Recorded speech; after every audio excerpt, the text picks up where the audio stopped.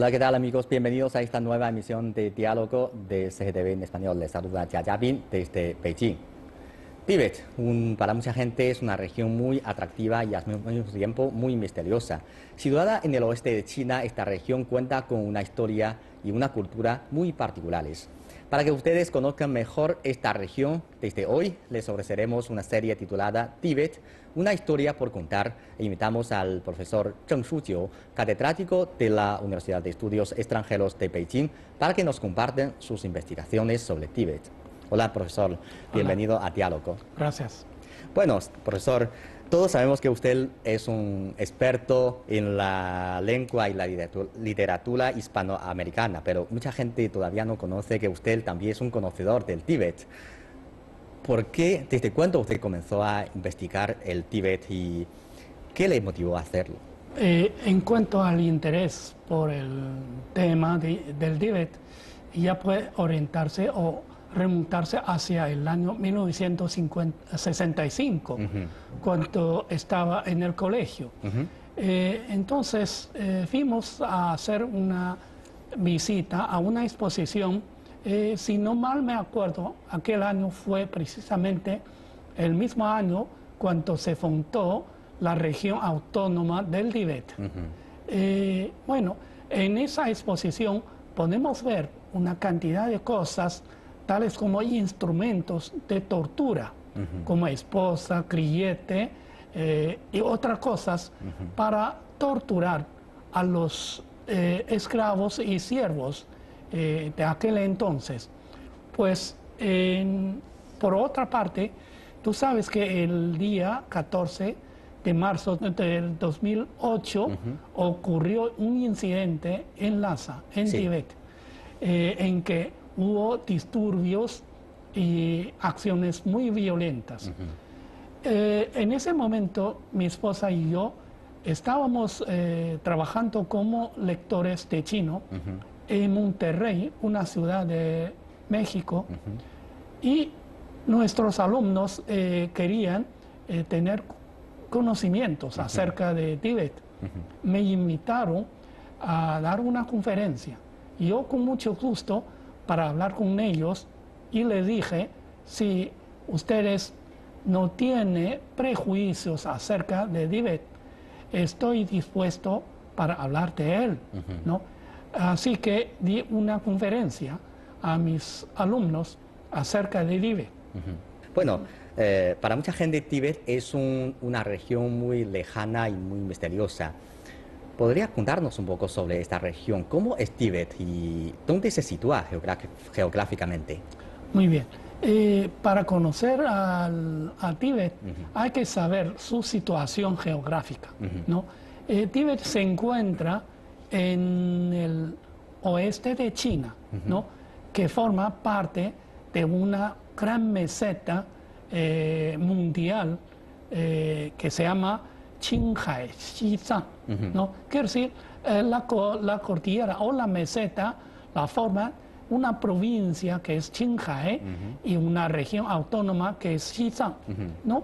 Y la cordillera o la meseta se considera como el techo del mundo, porque se encuentra entre dos sistemas. Es un valle, pero también es una meseta que se encuentra en dos sistemas montañosos más altos de China, del mundo.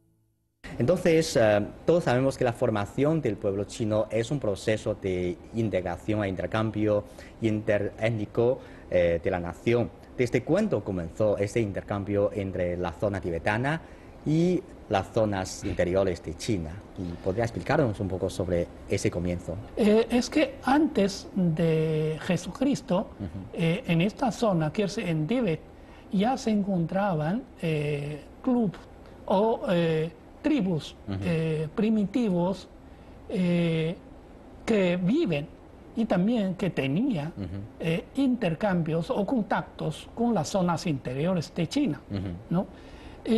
Bueno, con el proceso de tiempo transcurrido, se han formado poco a poco a un grupo étnico muy importante que es el tibetano, ¿no? Y bueno, hasta el siglo VII, China entró en una nueva etapa de historia, que era la dinastía Tang, una dinastía feudal muy floreciente en toda la historia. Bueno, la dinastía abarca entre el año 619, 18 hasta 907, que duró casi 3 siglos, ¿no? Bueno, estableciendo un gran imperio unificado en ese momento, en esa época, y se acabó de esa forma una situación de disturbios y de fragmentación en China también durante más de 3 siglos. Al mismo tiempo, más o menos en la misma época, se han formado en Tíbet, ¿no?, un reino, ¿no?, bajo la dirección del gran héroe tibetano que se llamaba Sun Sankampu, ¿no?, quien logró unificar a más de 10 grupos o tribus de esta zona para formar un reinato llamado Tupo, ¿no? Al formarse o al fundarse el reino, entonces Sun Sankampu, el rey, pidió el matrimonio a la corte imperial de la dinastía Tang, ¿no? Al mismo tiempo introdujo, digamos, tecnologías avanzadas de producción y las culturas también más desarrolladas en las zonas interiores. Pues el emperador Gaozong de Tang nombró a Sun Sankampu, ¿no?, como capitán yerno, porque casó a su hija, la hija anterior, ¿no?, del reinato anterior, el Wencheng Gongzhu, ¿no? Por eso es como yerno, o era como yerno Sun Sankampu, ¿no? Y luego lo nombró como príncipe del mar occidental, ¿no? Precisamente a través de Sun Sankampu, ¿no?, y los 2 primeros reyes de la dinastía Tang, se establecieron unas relaciones excelentes y amistosas entre Tíbet y las zonas interiores de China. Sí, claro. Y después de la dinastía Tang sabemos que tuvo lugar varias otras dinastías como Song, Yuan, Ming, Qing. Todas estas son dinastías feudales. Pero durante ese periodo, ¿cómo era la relación entre la zona tibetana y las zonas interiores de China? Bueno, como acabamos de decir, que en la dinastía Tang se establecieron las relaciones amistosas entre Tíbet y las zonas chinas. Sin embargo, una época muy importante que era el siglo XIII, cuando el representante del reino tibetano se entrevistó con un representante que era el príncipe del Gran Han de Yuan, que concordaron, ¿no?, la subordinación de Tíbet como una región administrativa de la dinastía Yuan, ¿no? Así que desde la dinastía Yuan, Tíbet ya formó parte del mapa China y se convirtió en una zona administrativa de la dinastía Yuan, ¿no?, en el siglo XIII, ¿no? Y hasta en la dinastía Ming, los emperadores siempre nombraron, ¿no?, gobernadores o maestros supremos a los líderes religiosos y políticos de Tíbet, ¿no? Y de esta forma, para mantener, ¿no?, la administración, el control por parte del gobierno central, ¿no?, a esta parte. Y el año 1644, ¿no?, fecha en que la dinastía Qing sustituyó a la dinastía Ming. Pero la dinastía Qing es una dinastía no de los Han, sino de los manchúes. Sí. Pero aún así sigue ejerciendo la misma administración sobre Tíbet, ¿no?, mandando gobernadores y estableciendo o definiendo, ¿no?, digamos, la división de superficie entre Tíbet y sus provincias vecinas, como el de Yunnan, ¿no?, la Sichuan y Qinghai, ¿no? Así que durante estas dinastías, después de Tang, quiere decir de la dinastía Yuan, luego de la dinastía Ming y luego Qing, entre las tres dinastías en total sobrepasan de 600 años. Sí. El gobierno central siempre había ejercido un sistema de administración, Sí, ¿no?, cada vez más estricto, cada más legal, sí, ¿no?, sobre esta zona. Sí. Bueno, por su explicación podemos ver que desde la dinastía Yuan comenzó a administrar la región tibetana y esa administración era cada vez más sistemática y hasta la última dinastía feudal, que es dinastía Qing. Entonces, en el año 1911 se estalló una revolución de carácter burgués. Y esta revolución famosa puso fin a la monarquía feudal que llevaba establecida al menos 2000 años. Se estableció una república. Entonces, después de esa revolución, ¿cómo era la relación entre esta zona y el gobierno central? ¿Había cambiado la administración del gobierno central al Tíbet? La revolución ocurrida el año 1911 es una revolución de carácter burgués, ¿no?, dirigido por el doctor Sun Yat-sen, ¿no? Y al, digamos, derribar la última dinastía feudal, ¿no?, que había durado más de 2000 años, ¿no?, y se fundó la República de China, ¿no?, que es una república, ya no es un imperio, ¿no? Y desde ese momento también se estableció un ministerio, o primero un buró, ¿no?, en cuanto a los asuntos de grupos menores étnicos, ¿no?, como el caso de los mongoles y tibetanos, ¿no?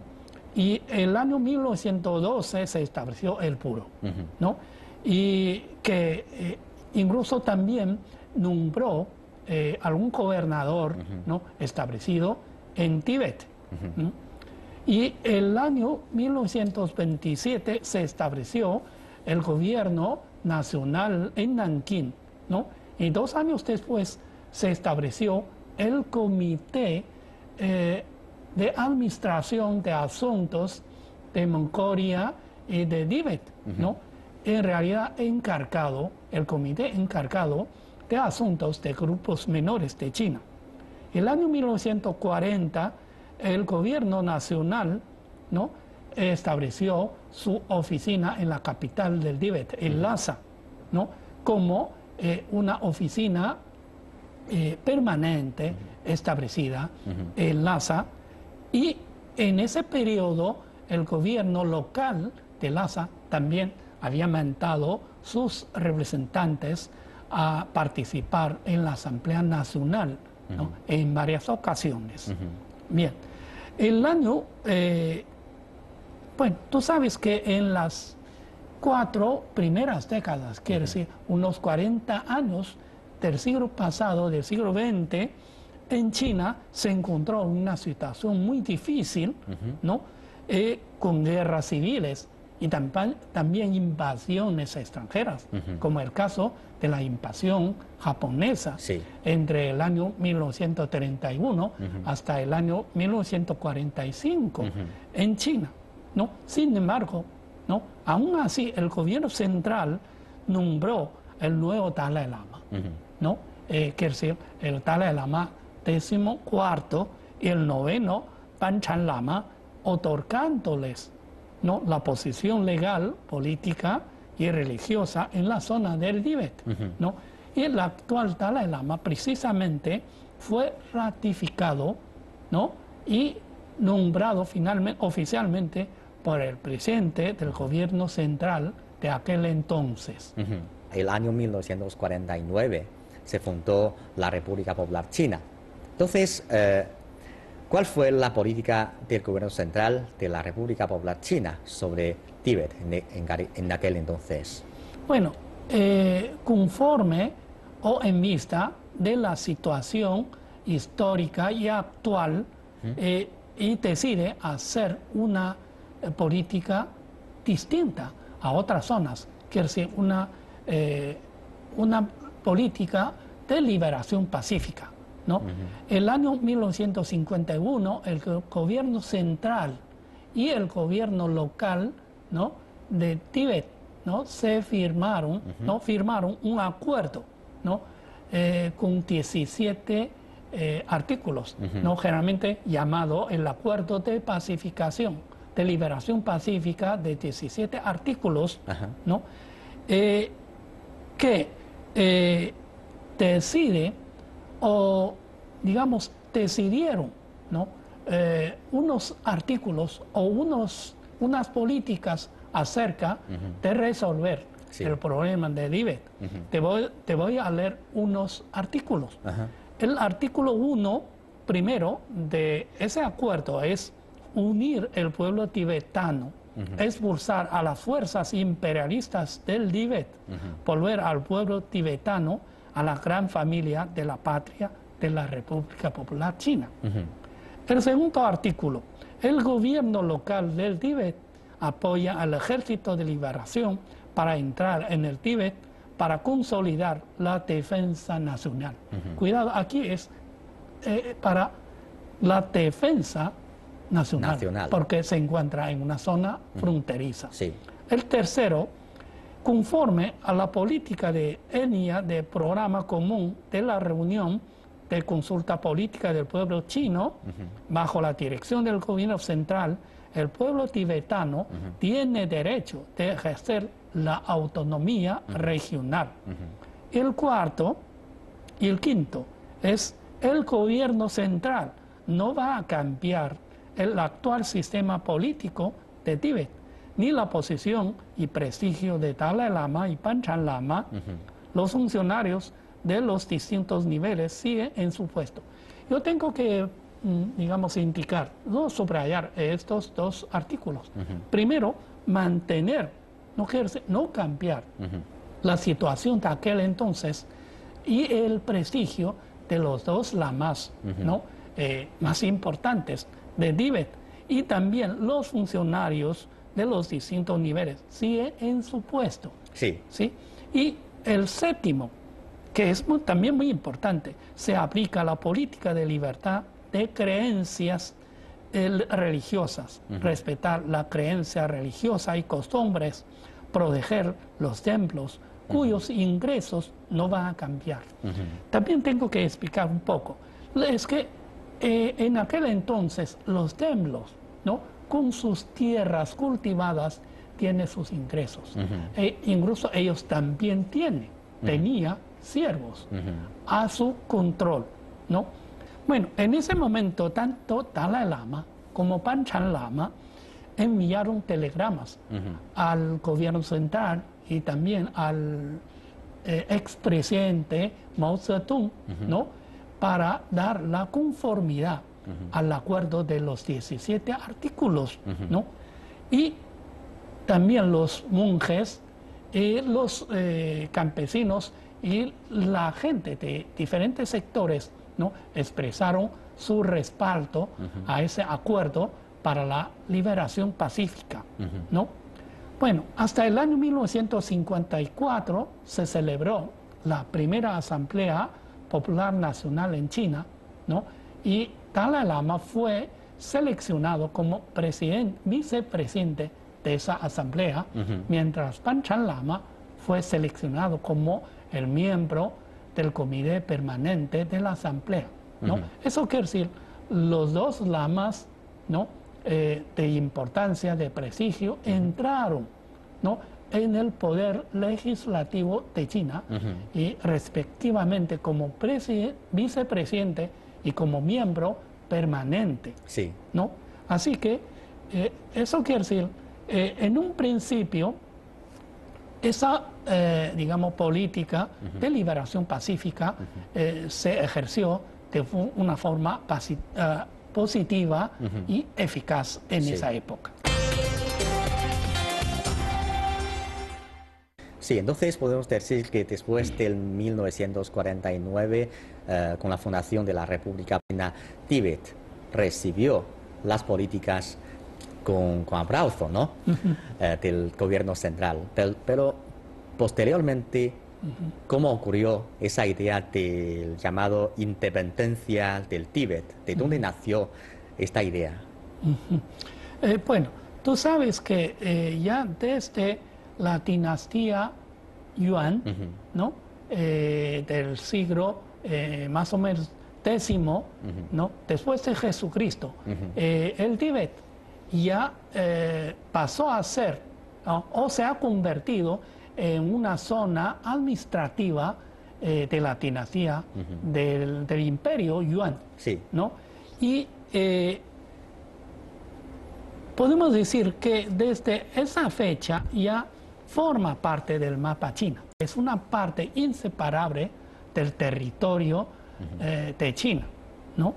Sin embargo, el año 1840 estalló la primera guerra de opio entre China e Inglaterra. Y fracasamos, ¿no? Y fracasamos. Y China ya poco a poco ya abrió sus puertos hacia el extranjero. En ese momento, la India, tú sabes, la India en ese momento era la colonia de la Inglaterra. Y Inglaterra creía, ¿no?, pensaba que el Tíbet era un toque, digamos, era una zona de tope, ¿no? Y a través de dos guerras de invasiones, ¿no?, o de dos invasiones por parte del ejército inglés en Tíbet, ¿no? Y luego Tíbet ya empezó a tener a sus influencias en los monjes de alta categoría en Tíbet, ¿no? Así ya empezó la llamada independencia tibetana, o en ese momento se dio el origen, ¿no? Y a través de estas dos invasiones, los ingleses, ¿no?, o el imperialismo inglés pudo lograr ejercer su influencia en Tíbet, ¿no?, y empezó a tener unas capas, ¿no?, de alta categoría entre monjes y gobierno y funcionarios locales de Tíbet, quiere decir pro-ingleses, ¿no?, pro-ingleses, ¿no?